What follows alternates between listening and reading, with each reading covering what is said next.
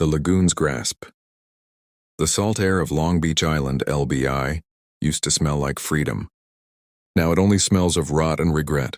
I was 16, and that summer night at my friend Caleb's lagoon house was supposed to be a blur of cheap liquor and teenage bravado. Caleb, our third friend Liam, and 3 girls were lounging in the small heated pool. The music was loud, the smoke was thick, and the dark waters of the lagoon lapped gently just yards away. Then the music stopped. Caleb had muted the speaker, his eyes fixed across the narrow channel.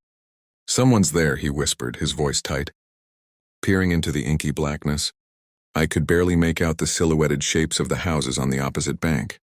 But as my eyes adjusted, I saw them. 4 figures, unnaturally tall and motionless, standing right at the edge of the neighbor's dock, facing us. They were too still. They felt less like neighbors and more like scarecrows waiting for the wind. Caleb's family knew the people across the lagoon. They were away.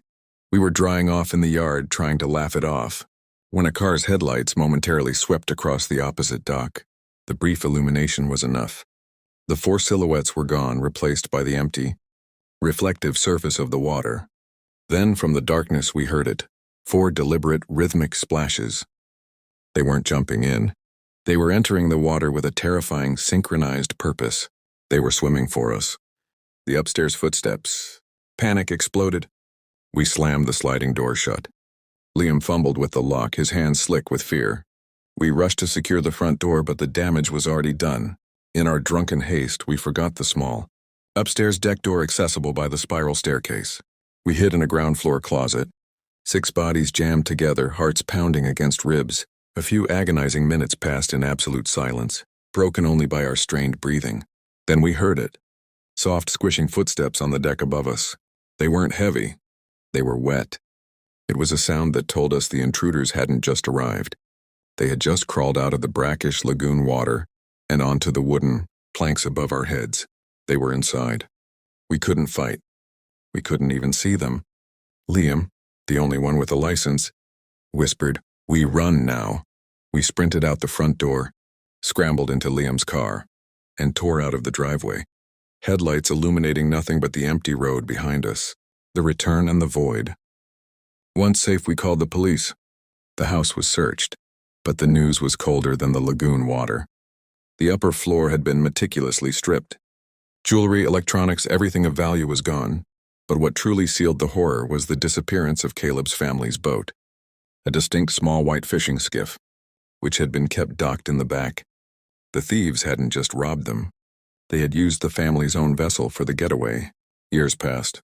The mystery of how they knew about the spare key or who those terrifying, silent swimmers were never left us. The police had 0 leads. We tried to forget.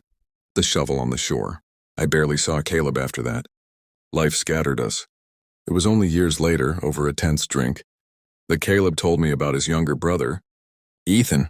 Ethan, now 19, and his friends had recently taken their family's replacement. Boat out for a midnight cruise near a restricted area called Goat Island, a marshy, remote spit of land accessible only by water. As the boys waited for the sun to set, anchored close to the shadowy shore, one of them noticed a boat further down the beach. "It was the spitting image of the old one," Caleb relayed, his eyes wide. "The exact make, the faint paint scratch. Ethan swore it was our stolen boat." They swam to shore to get a closer look. As they approached the boat, they saw a solitary figure emerging from the scrub, walking toward them. The man didn't call out. He just walked, and in his hand he carried a long-handled steel shovel. Terrified, Ethan and his friends bolted, sprinting back into the water toward their own boat. As they looked back, they saw the figure on the shore stop, turn, and run back towards the area near the stolen boat. The shovel glinting once in the twilight, they fled. Ethan was too scared of his parents' wrath for taking the boat, for the underage drinking, for being on a restricted island, to call the authorities immediately. When his parents finally reported the sighting, the police search turned up nothing. The stolen boat was gone. The man with the shovel was gone. The island held its silence. The lagoon's grasp is absolute. It gave up nothing then, and it gave up nothing now. Whatever those figures were, and whatever they were digging for on that remote shore with that shovel, They are still out there, hiding their secrets in the dark, cold depths of the water.